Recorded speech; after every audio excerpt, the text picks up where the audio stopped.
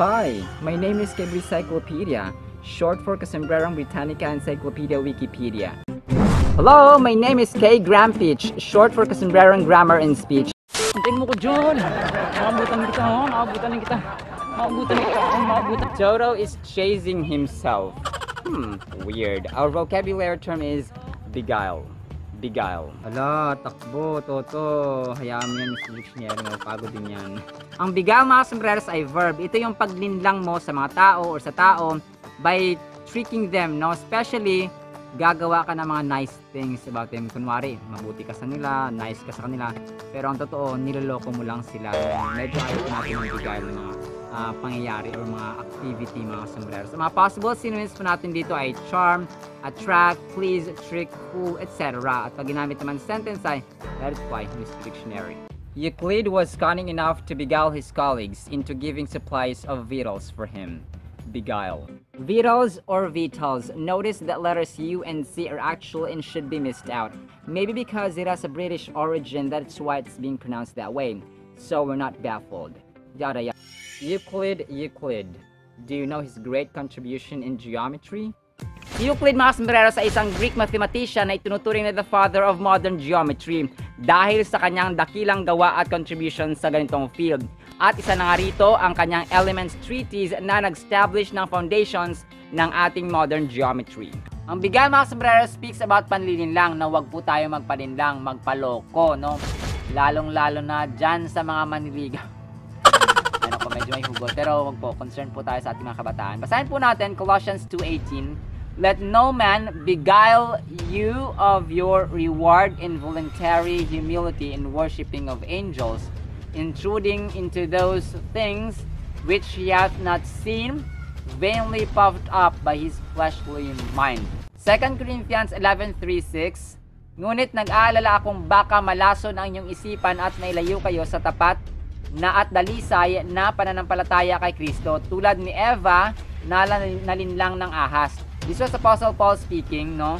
Sapagkat malugod ninyong tinatanggap ang sinumang dumarating at may Jesus na ipinapangaral na iba sa ipinapangaral namin. Tinatanggap ninyo ang espiritu at aral na iba sa itinuro namin sa inyo. Palagay ko na may hindi ako pahuhuli sa magagaling na mga apostol na iyan. Maaring hindi ako mahusay magsalita, ngunit hindi naman kapos sa kaalaman. Grabe, napakahalaga po ng knowledge, mga sombreros, at saka wisdom. Pinatunayan ko ito sa inyo sa lahat ng bagay at pagkakataon. Marami kasi ang mga tao ngayon or mga nagbabahagi ng salita ng Panginoon na may Jesus Christ, ganyan-ganyan. Si Lord, ganyan-ganyan. Pero ang intention pala nila ay magkamkam ng pera, no, magbabayad, no, which is masama po sa harapan ng Panginoon at galit ang Panginoon, mga sombreros, sa mga tao nagpapabayad, lalo na kapag ng kanyang salita, no? Pero iba naman kasi yung offering na sa mga churches, iba naman po yun, yung mga tithes and offering, nasa salita po ng Panginoon yun. Pero may mga tao na yung iba sa palengke, sa iba sa mga public places na nagsasalita sa tapos magbibigay sila ng mga ano, no? Pero hindi po ako galit, ha? Nagpapaalala lang po tayo. Kaya napakahalaga po ng tayo po mismo sa sarili natin, maglaan tayo ng oras at panahon na basahin ang Biblia, mga sombreros. That is why, let's read, love, and obey what's in the Holy Bible. Toyo, mga sombreros, mula sa soybeans. Ang soybeans po ay may scientific name na glycine max. Alam niyo ba kung bakit kulay itim or darkish brown ang toyo, mga sombreros? Meron tayong tatlong possible reasons. Una, ang soybeans na ginagamit dito, mga sombreros, ay kulay black, no? Kung makita niyo po sa picture. At saka ang pangalawa po ay meron tayong tinatawag, kasi pina-ferment po ito sila, no? Merong oxidation process. At sa oxidation process po, meron tinatawag na Maillard reaction. At sa Maillard reaction naman po ay napoproduce ang melanoidins na kinanula ang nagsasanhi po ng or nagiging cause ng pagiging darkish brown or mangitim-itim na kulay ng toyo. Now, during fermentation process po kasi, mga sombreros, ay meron itong apat na ingredients, no? Soybeans, ang water, ang wheat or trigo, at ang asin, no? So pag pinaghalo-halo mo yun, tapos inimbak mo ng mahabang panahon, and according sa National Geographic ay 1 year and a half po ang pagpe-ferment ng soy sauce, mga sombreros, para makuha ang tama at swak na resulta nito, no?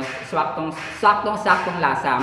At ang patlong process po ay hinaluan po ito ng caramel, no? Alam pa naman po natin yung caramel na kulay mangitim-ngitim. Pero pa naman, bahala na kung anong video siya. Basta mahalaga, meron tayong toyo, no? Muli po, ito po si Casombrerong Dennis. Ito po ang inyong hamak na lingkod, Kasombrerong Dennis, at sa paghatid ng kaalaman at tawa ay kasama ko sina Cable Cyclopedia o Kasombrerong Britannica Encyclopedia Wikipedia, si Mr. Dictionary, si K. Graham Pitch or Kasombrerong Grammar in Speech, at sa tawa, syempre, si Toto, ang pinakakwela sa lahat na nagsasabing, sabayan nyo kami, ang buhay ay masaya, nagsisimaya, ang lalag, nagsisimaya, patuloy na subscribe sa ating pagpapagasa at pag-asa. Muli po, maraming salamat po mga sombrero sa mga sumasama sa learning, sa wisdom, sa knowledge. Maraming salamat po at see you sa next segment. Bye-bye!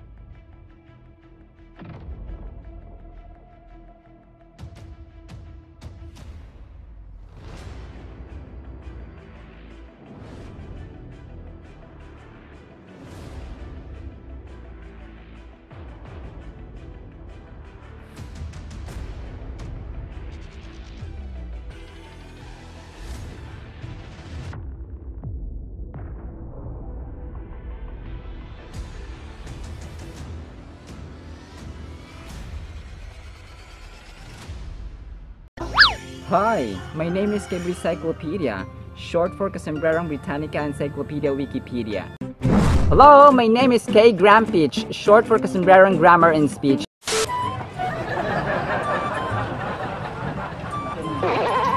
We would like to see you soon, Toto. Our vocabulary term is tortuous. Tortuous. Kalimutan na ni Toto ang big book, Mr. Dictionary. Ang tortuous, mga sombreros, ay addictive. Ito po yung paglalaraw natin sa isang bagay, sa isang statement, sa isang daan na hindi simple, hindi direct, no? Marami siyang curves, maraming pasikot-sikot, maraming paliko-liko, baliko-baliko, ganun po siya mga sombreros. Mga possible synonyms po natin dito ay convoluted. Kung napanood niyo yung vlog natin, medyo matagal na yung convolution. Twisting, winding, curved, etc. At pag ginamit naman sentence ay let it fly, Mr. Dictionary. The path to the house of Claudius, where peace and cleanliness abide, seems to be along in tortuous one. Tortuous. Cleanliness. Cleanliness. Notice clean, not clean, and then li is long e sound. Cleanliness. It's not cleanliness. It's clean. Clean. It's not long e. It's clean. Clean. Cleanliness. Yada yada. Claudius. Do you know Claudius Ptolemy?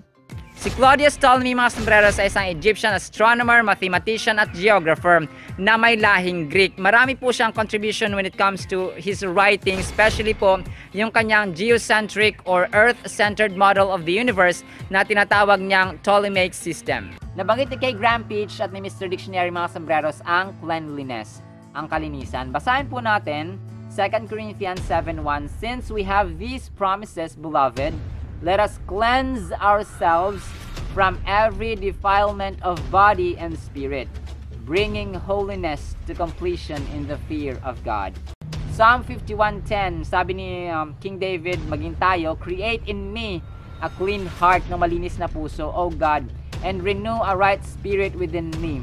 1 John 1:9, if we confess our sins, He is faithful and just to forgive us our sins and to cleanse us from all unrighteousness. Mga sombreros, napakahalaga po ng kalinisan kahit sa bahay nga, di ba?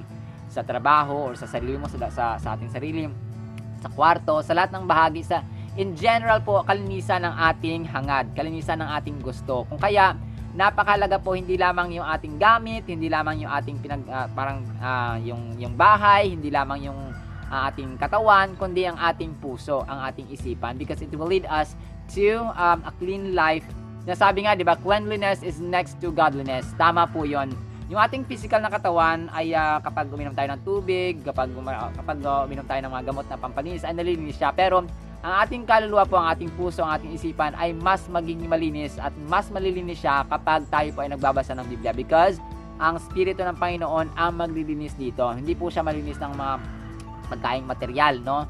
ang ating kaluluwa ay malilinis lamang ng Espiritu ng Panginoon through reading the Holy Bible. That is why let's read, love, and obey what's in the Holy Bible. Hello mga sombreros, dahil inidoro ang ating model, andito tayo sa CR, di ba? Ang pinakaunang toilet bowl mga sombreros ay naimbento ni John Harrington. Si John Harrington mga sombreros ay author at saka inventor at inaanak po siya ni Queen Elizabeth or godson ni Queen Elizabeth I ng England. Ngunit ang pinakaunang ginawa po niya na toilet bowl ay aabutin ng halos 8 galong tubig bago ma-flush ang kung anumang dumi sa toilet bowl. Hindi po siya mabaho, kaya no worries po. So po, kung kaya taong 1775 ay gumawa ng pinakaunang successful patent si Alexander Cumming. Ngunit ang kanyang pipe tubo sa ilalim ng puwatan po ng inidoro ay hugis letter S. And it was further developed pa ni Thomas Craper mga sombreros na pinaniniwala ang pinakaunang commercially used or widely used po na inidoro na meron tayo ngayon mga sombreros. So dito talaga, syempre dito tayo, kailangan realistic tayo mga sombreros. Muli po, mula dito sa Camela Subdivision sa Tagum City, ito po si Kasombrerong Dennis aka Kuya Kim 2.0. Ito po ang inyong hamak na lingkod, Kasombrerong Dennis, at sa paghatid ng kaalaman at tawa ay kasama ko sina Cable Cyclopedia o Kasombrerong Britannica Encyclopedia Wikipedia, si Mr. Dictionary, si K. Graham Pitch or Kasombrerong Grammar in Speech, at sa tawa, syempre, si Toto, ang pinakakwela sa lahat na nagsasabing, sabayan nyo kami, ang buhay ay masaya, naging pag-asa. Muli po, maraming salamat po mga sombrero sa mga sumasama sa learning, sa wisdom, sa knowledge. Maraming salamat po at see you sa next segment. Bye-bye!